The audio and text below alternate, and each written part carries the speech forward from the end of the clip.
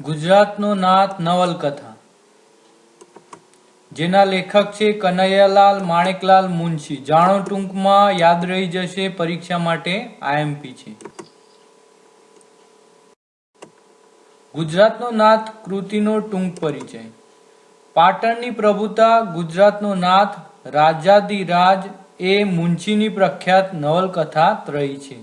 પાટણની પ્રભુતામાં જે વાત મુનશીએ કરી છે તેને આગળ ધપાવતા ગુજરાતનો નાથમાં મુનશીએ વાત આગળ વધારી છે. પુસ્તકનું નામ ગુજરાતનો નાથ સૌ પ્રથમ 1917માં પ્રગટ થયેલી. લેખકમાં મુનશી, જેમનું ઉપનામ ઘનશ્યામ તરીકે તેઓ કેટલીક વાર લખે છે. સાહિત્ય પ્રકાર નવલકથા, એમાં પણ ઐતિહાસિક નવલકથા. વિભાગો 4. પ્રથમ વિભાગમાં 23 પ્રકરણો છે, બીજા વિભાગમાં 17 પ્રકરણો છે, ત્રીજા વિભાગમાં 26 પ્રકરણો છે, ચોથા વિભાગમાં 19 પ્રકરણો છે. મુખ્ય પાત્રોમાં છે કાક, જે નવલકથાનો નાયક છે. મંજરી નાયિકા છે. ગૌણ પાત્રોમાં છે કીર્તિદેવ, મુંજાલ, મીનળ, ત્રિભુવનપાળ વગેરે ગૌણ પાત્રો છે. વિશેષતા ઐતિહાસિક નવલકથા તરીકેની.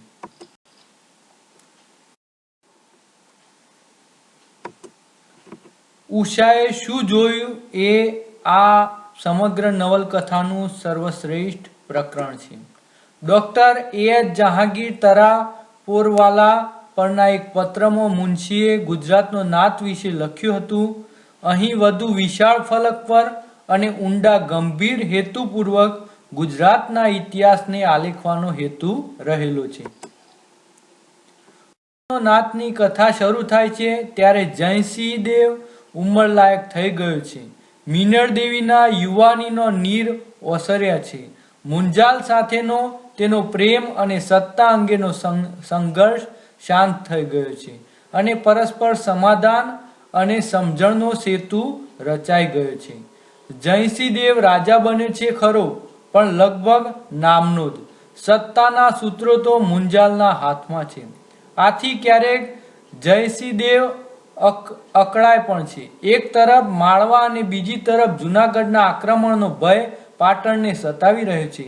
એ વખતે ભરૂચથી ત્રિભુવનપાલનો સંદેશો લઈને તેનો ખાસ માણસ કાક પાટણ આવે છે. પાટણ આવ્યા પછી તે પણ ત્યાંના રાજકારણમાં ભૂમિકા ભજવવાનો પ્રયત્ન કરે છે. શરૂઆતમાં તે જયસિંહ દેવનો વિશ્વાસ મેળવવા મથે છે, પણ મુંજાલને હાથે માત થતો તેની મુંજાલનો પ્રભાવ અને પ્રતિભાનો ખ્યાલ આવે છે. પછીથી તે પૂરેપૂરો મુંજાલના પક્ષમાં ભળી જાય છે. પાટણની રાજનીતિના બે મુખ્ય વિરોધીઓ છે, કીર્તિદેવ અને કૃષ્ણદેવ, જેને ખેંગાર તરીકે પણ ઓળખવામાં આવે છે. કાક એ બંને તરફ આકર્ષાય તેમનો મૈત્રી મિત્ર બને છે, પણ રાજનીતિમાં નિર્ણાયક હોય તેવી ક્ષણે કાક મુંજાલનું ધાર્યું સિદ્ધ કરાવી આપે છે. કાકને આપણે પહેલીવાર મળીએ છીએ ત્યારે એ ત્રિભુવનપાલનો સંદેશવાહક અને સાધારણ લડવૈયો છે. ગુજરાતનો નાથને અંતે તેનાથી છૂટા પડીએ છીએ ત્યારે જયસિંહ દેવ પણ તેનો પ્રતાપ જીરવી નથી શકતો એવો અસાધારણ પુરુષ સિંહ એ બની ગયો હોય છે. પાટણ પર માળવા અને જૂનાગઢના આક્રમણોનો ભય તોળાતો હતો અને કથા દરમિયાન એ બંને આકર્ષણો થાય છે, પણ આક્રમણો એના ઉપર થાય છે. પણ ગુજરાતનો નાથની કેન્દ્રવર્તી ઘટના આ યુદ્ધો નથી. આ નવલકથાની કેન્દ્રવર્તી ઘટના તો કાક અને મંજરી વચ્ચેનો વિકસતો જતો સંબંધ છે. કાક પ્રયત્નોના મંજરીના હાડોહાડ તિરસ્કારથી એ સંબંધ શરૂ થાય છે અને મંજરીની સંપૂર્ણ શરણાગતિથી પૂરો થાય છે. ગુજરાતનો નાથ સોલંકી યુગની સોનેરી સફર કરાવતી આ નવલકથા છે. ગુજરાતનો નાથ કનૈયાલાલ મુનશીની પાટણની પ્રભુતા, જે 1916માં બહાર પડી હતી, ના અનુસંધાનમાં આવતી ગુજરાતનો નાથ 1917માં રાષ્ટ્રની એકતા અખંડિતતા માટે એક કેન્દ્રી શાસન પદ્ધતિ અને તે માટે દેશભક્તિ જન્માવી પ્રેરી શકે એવો સબળ નેતા જોઈએ એવી વાત કેન્દ્રમાં છે. મુનશી ભાવકોની જિજ્ઞાસા વૃત્તિને સતત સંકોડતા રહીને અત્યંત ગતિશીલ શૈલીમાં કથા પ્રવાહને આગળ લઈ જાય છે. સોલંકી સમયની સુવર્ણભરી વૈભવી યાદોને એમણે મુંજાલ, મીનળ, ત્રિભુવનપાળ, કશ્મીરાદેવી વગેરેના પ્રસંગોથી આગળ ધપાવી છે. તો જયદેવ, રાણક, ખેંગાર, સોમસુંદરી અને સૌથી વધુ તો કાક મંજરી જેવા પ્રણય યુગલોના પ્રેમ પ્રસંગોથી અત્યંત રસિક બનાવી છે. વાચકને છેક સુધી વિચારતો રાખે છે કે ગુજરાતનો નાથ કોણ, જયદેવ, મુંજાલ કે ત્રિભુવનપાળ કે કાક? આ સૌમાં મુંજાલના પુત્ર કીર્તિદેવના પાત્ર કેન્દ્ર સ્થાને સૂત્ર રૂપે છતો ગુજરાતનો નાથનું મુખ્ય પાત્ર નથી. મુંજાલ તો એ ખોવાઈ ગયેલો પુત્ર છે. એ પોતાના પિતાને, પોતાના કુળ ગોત્રને જાણવા માંગે છે અને એ પ્રસંગો નવલકથામાં સૌથી રોચક બન્યા છે. કથાના કેન્દ્રમાં એક કાલ્પનિક પાત્ર કાક નામનો એક બ્રાહ્મણ યોદ્ધો છે. એના અને મંજરી કે જેના પ્રેમમાં કાક પડે છે સિવાયના બાકીના બધા જ મુખ્ય પાત્રો વાસ્તવિક અને ઐતિહાસિક પાત્રો છે. કથા પાટણના રાજા સિદ્ધરાજ જયસિંહના શરૂઆતના શાસનકાળ દરમિયાનની છે, જેમાં કાક અનેક સાહસોથી પસાર થતો, તે સમયના જુદા જુદા મહત્વના પાત્રોના સંપર્કમાં આવતો આપણને તે સમયના ઇતિહાસની સફર કરાવે છે. મુંજાલ અને કીર્તિદેવનો મેળાપ એ પ્રકરણ વાચકને વારંવાર વાંચવાનું મન થાય છે. નવલકથાની શરૂઆત સર્જકે નાટ્યાત્મક રીતે કરી છે. 1000 વર્ષ પહેલાની કડકડતી ઠંડીવાળી એક રાતે પાટણમાં પ્રવેશવા ઈચ્છુક 400-500 જણાની વચ્ચે સરસ્વતીને કિનારે ચારેક અજાણ્યા યોદ્ધાઓ મુંજાલ, જયદેવ, ખેંગાર, કાકના પરિચયથી કથા શરૂ થાય છે. પાટણના વૈભવનું વર્ણન કરવામાં લેખકે કોઈ કસર રાખી નથી.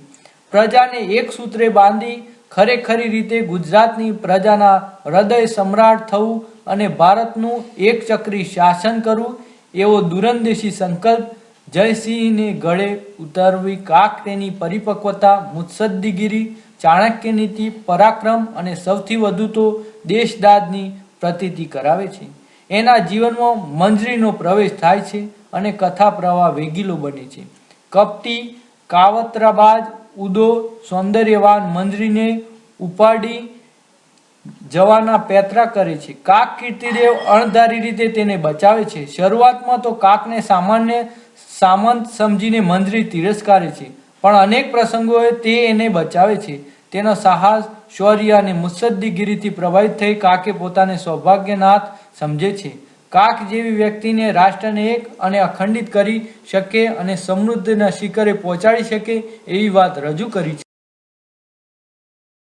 સૌંદર્ય પ્રતિમા જેવો કાક, સૌંદર્ય સંસ્કાર અને સાહિત્ય પ્રીતિની મૂર્તિ સમી મંજરી, કોઈ વિશાળ મહાલયના ભવ્ય ખંડેરો જેવો મુંજાલ, પ્રૌઢ પ્રેમના ગંભીર સ્વસ્થ ચિત્રો જેવી મીનળદેવી, કુટિલ નીતિમાં પાવરદો ઉદો, સ્વપ્નદ્રષ્ટા કીર્તિદેવ, ગૌરવશાળી ત્રિભુવનપાળ તથા ગર્વી રસિકા કશ્મીરાદેવી, સ્વપ્ન સ્વભર સોમ તથા અલૌકિકતાના આવિષ્કાર સમી રાણક, આવા વિવિધ રંગનો પાત્રોની સૃષ્ટિ મુનશીએ આ નવલકથામાં ઘડી છે.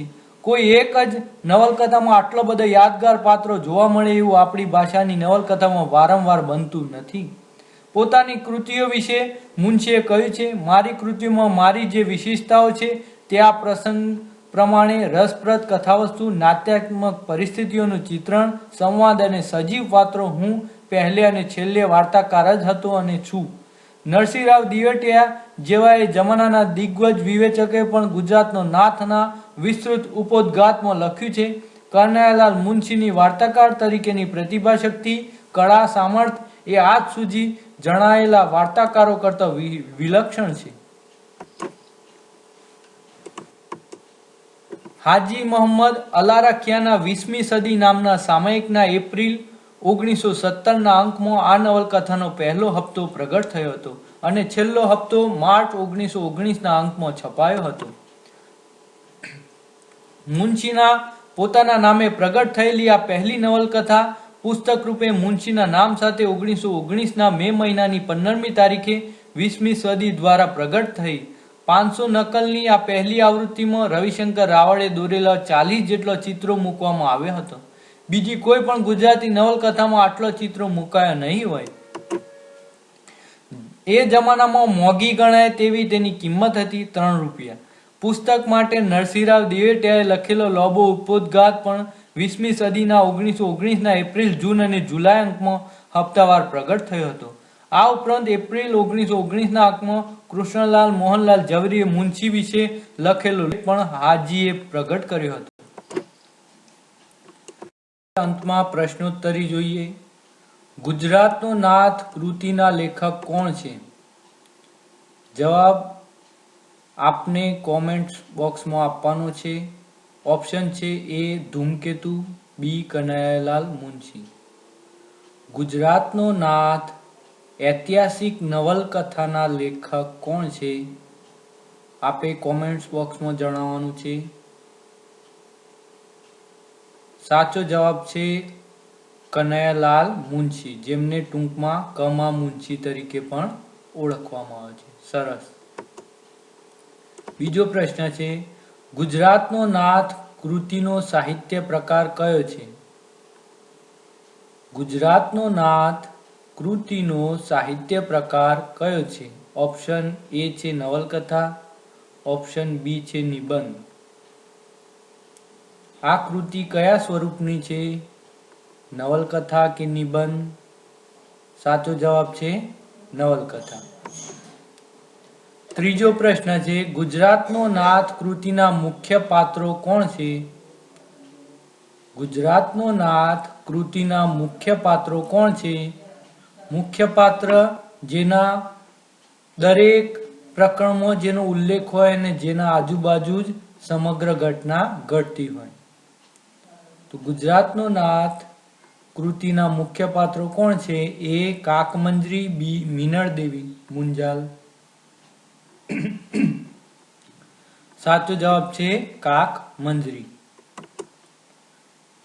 પ્રશ્ન 4, ગુજરાતનો નાથ નવલકથા કયા વર્ષે પ્રગટ થઈ? ગુજરાતનો નાથ નવલકથા કયા વર્ષે સૌ પ્રથમ પ્રગટ થઈ હતી? 1920માં, 1917માં. સાચો જવાબ છે બી 1917માં. ગુજરાતનો નાથ કૃતિ સૌ પ્રથમ કયા સામાયિકમાં બહાર પડી હતી? ગુજરાતનો નાથ કૃતિ સૌ પ્રથમ કયા સામાયિકમાં હતી? એ બુદ્ધિપ્રકાશ, બી 20મી સદી. સાચો જવાબ છે બી 20મી સદી સામાયિકમાં. મારી ચેનલને સબસ્ક્રાઇબ કરવા વિનંતી છે, લાઈક કરવા વિનંતી છે, અને જો આપે બેલ આઇકોન દબાવ્યો ના હોય તો દબાવવા વિનંતી છે, જેથી આપને નવા અપડેટ મળી રહેશે. Thank you for watching this video.